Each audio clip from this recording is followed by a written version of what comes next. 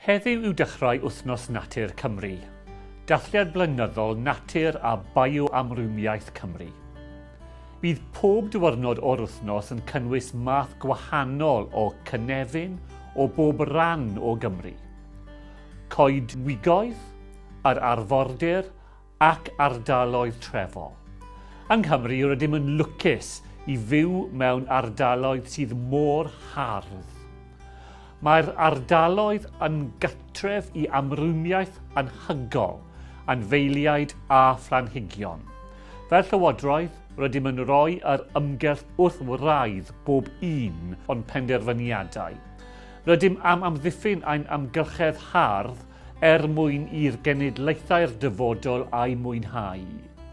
Ac wedi buddsoddi bron i 10 miliwn o bunnau i gefnogi ein safleoedd naturiol sydd wedi ei gwarchod.